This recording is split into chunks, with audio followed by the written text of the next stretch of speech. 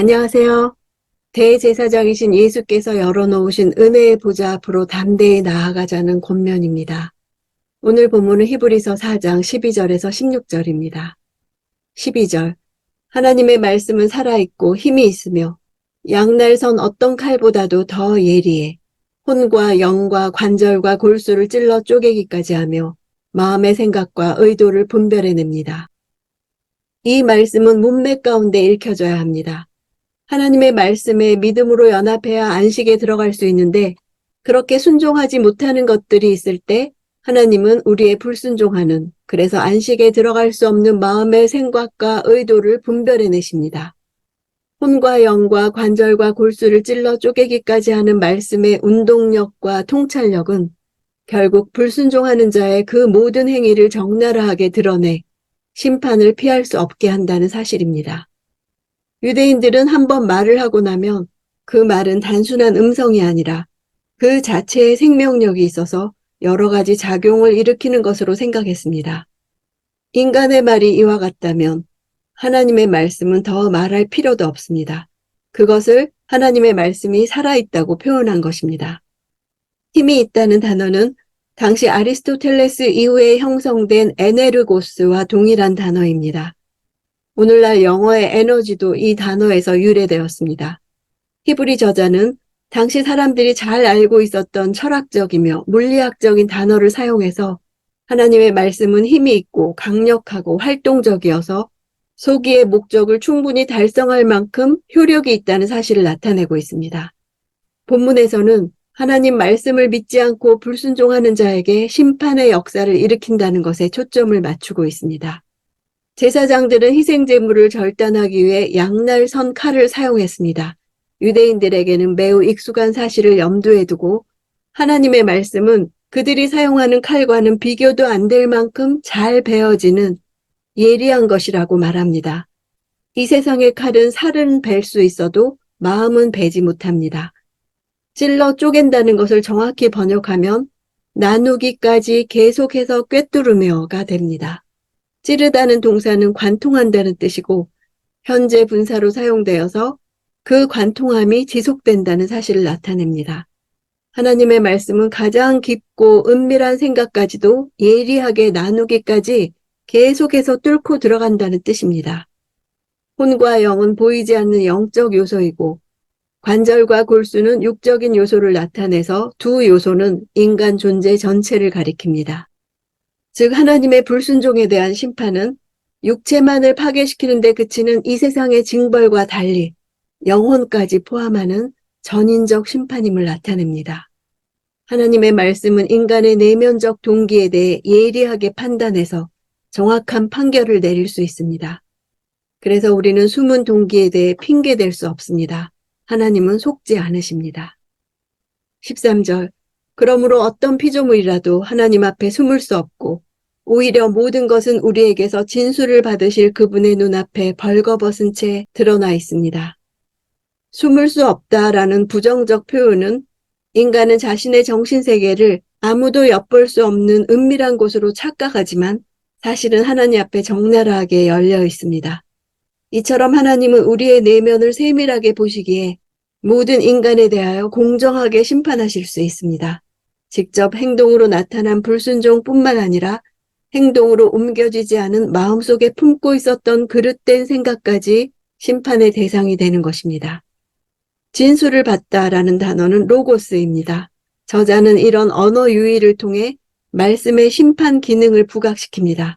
진술을 받다는 말은 결산을 하다라는 뜻이 있습니다. 철저한 하나님 말씀의 감독 능력은 마지막 때 우리가 하나님과 결산을 해야 한다는 점에서 그 절정에 달합니다. 우리 모두에게는 하나님 앞에서 결산해야 할 것들이 있습니다. 결산하는 우리의 모습은 그분 앞에서 다 드러나는 것입니다. 벌거벗은 채라는 단어는 원문으로는 목 잡힌 채입니다. 이 단어는 레슬링 경기에서 상대방에게 목이 잡힌 경우를 가리킬 때 사용하던 경기 용어입니다. 나의 가장 취약한 약점이 노출된 상태를 말합니다. 유대인들에게는 희생제물이 칼로 도살되기 위해 목이 뒤로 젖혀진 상태를 말합니다. 사람이 자신의 죄에 대해 하나님의 칼, 말씀을 피할 도리가 없다는 뜻입니다. 이미 목이 잡힌 것이니 결국 피할 수 없다는 것입니다. 이런 상태로 하나님의 말씀 앞에서 만물은 목 잡힌 상태로 적나라하게 노출되어 있습니다. 구원의 말씀이지만 불신과 불순종의 사람들에게는 하나님의 안식으로부터의 분리를 선고하는 예리한 심판의 말씀으로 작용합니다. 14절. 이와 같이 우리에게 하늘로 올라가신 위대한 대제사장, 곧 하나님의 아들 예수가 계시니 우리가 고백한 신앙을 굳게 지킵시다. 우리를 꿰뚫어 보시고 심판하심을 말씀하신 다음에 우리에게 위대한 대제사장이 있다고 말씀하십니다. 말씀은 곧 예수님이십니다. 예수 앞에 설 때 순종하지 않는 내 죄가 다 드러납니다. 그러나 그 죄를 친히 담당하신 대제사장이 계십니다. 결국 심판이 아니오 사랑입니다. 그러므로 오늘 우리가 할 일은 대제사장을 따라 은혜의 보좌 앞에 나아가 오늘 내게 주시는 음성을 듣는 것입니다. 안식에 들어가라는 그 말이 공허하게 들리는 내 현실, 내 상황, 고난. 그러나 하나님은 안식에 들어가기를 포기하지 말고 힘쓰라고 하십니다. 고난은 우리의 종착지가 아니라 안식이 우리의 종착지입니다. 내가 실패할 일을 중재하시는 대제사장을 주신 것입니다. 여기서부터는 예수의 대제사장으로서의 지위와 사역의 우월성에 대해 증거합니다. 이 증거가 필요한 것은 히브리 그리스도인들이 구약적 제사, 즉 율법 중심의 유대교로 다시 돌아가려는 유혹을 크게 받고 있었기 때문입니다. 위대한 대제사장이라 한 것은 그리스도의 대제사장직이 구약의 레위 계통의 대제사장보다 훨씬 우월함을 나타내기 위한 것입니다. 대제사장은 백성을 대표했고 속죄 시에는 백성들과 자신을 동일시했으며 또한 하나님과 특별한 관계를 유지하고 있었습니다. 하나님과 사람과의 중보자로서의 이 역할을 완전하게 감당할 수 있는 대제사장은 예수 그리스도밖에 없습니다. 그분이 레위 계통의 제사장들과 확연히 구별되는 점이 하늘로 올라가신 분이라는 것과 하나님의 아들이라는 것입니다. 15절. 이는 우리에게 계신 대제사장은 우리의 연약함을 동정하지 못하시는 분이 아니며 또한 모든 면에서 우리와 동일하게 시험을 당하셨으나 죄가 없으신 분이기 때문입니다. 예수님이 대제사장으로서 탁월하신 것은 모든 면에서 우리와 동일한 시험을 받으셨기 때문입니다. 완전한 인간으로서 연약함을 경험하셨기 때문입니다. 연약함은 신체적 연약함을 나타내는 의학적 용어입니다. 복수형으로 쓰여서 인간이 겪는 육체적, 정신적 약함, 예를 들어 피곤함, 배고픔, 목마름 등을 느낀다거나 육체적 고통이나 정신적 고통을 느끼는 것들을 경험하셨음을 말합니다. 당시 사람들에게 이것은 이해하기 힘든 새로운 관념이었습니다. 유대인들에게 있어서 하나님은 거룩한 분이었는데 이 거룩하다는 말의 어원은 일상적인 것과 다르다는 뜻입니다. 그들에게 하나님은 인간과 완전히 다른 존재이시고 인간의 세계와 차원이 다른 곳에 계시며 인간의 경험과 완전히 무관하신 분이었습니다. 특히 스토아파에서 하나님의 가장 큰 특징은 무감각이었습니다. 즉 감정에 지배받지 않는다는 뜻입니다. 그러나 그분은 죄가 없으신 분이라는 데서 인간 대제사장의 한계를 극복하시고 완전한 희생제물로서의 자격 요건도 갖추셨습니다. 16절. 그러므로 자비하심을 얻고 필요할 때 도우시는 은혜를 얻기 위해 은혜의 보좌 앞으로 담대히 나아갑시다. 돕는다는 단어는 의사들의 치료 행위에 사용되는 단어에서 유래했습니다.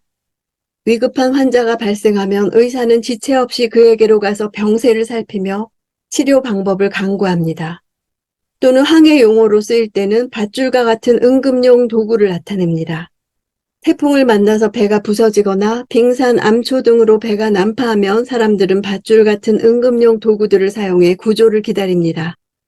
때를 잘 맞춘 도움이란 이처럼 꼭 필요한 도움, 위급한 때의 도움과 관련됩니다. 찔러 쪼갰은 완전한 죽음을 의미합니다. 하나님 앞에서 하나님의 원하시는 모습으로 완전히 죽는 것입니다. 마음을 완고하게의 반대는 찔러 쪼개 드러나게입니다. 마음을 완고하게 하는 것은 마음을 굳게 닫는 것을 뜻합니다. 하나님께도 마음을 닫고 사람에게도 열지 않는 상태입니다. 하나님의 말씀은 목적에 관해 말씀하시는데 나는 순종할 마음이 없습니다. 나 중심적으로 생각하고 하나님 중심적이기를 거부하는 것입니다. 그럴 때 안식이 없습니다. 방황하고 미혹되고 혼란스럽습니다.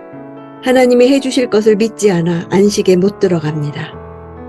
믿음은 하나님 하신 일, 하실 일에 대한 믿음입니다. 안식은 믿음과 순종으로 그리스도의 다스림 아래로 하나님의 질서 아래로 가는 것입니다. 하나님과 인격적 관계란 매일 오늘 나에게 말씀하시는 하나님 앞에 나 자신을 드러내어 고백하는 것을 포함합니다. 기도와 묵상 가운데 기록된 하나님의 말씀인 성경과 살아있는 하나님의 말씀인 예수님과 시간을 보내십시오. 그러면 아주 예리하고 섬세한 칼날이 놀라운 결과를 낳는 것을 경험할 것입니다. 하나님이 나의 내면 속에 숨겨진 것을 들춰내셔서 통곡한 적이 최근 언제입니까? 양날선 칼의 목적은 항상 나를 깨끗게 하고 치료하는 것입니다.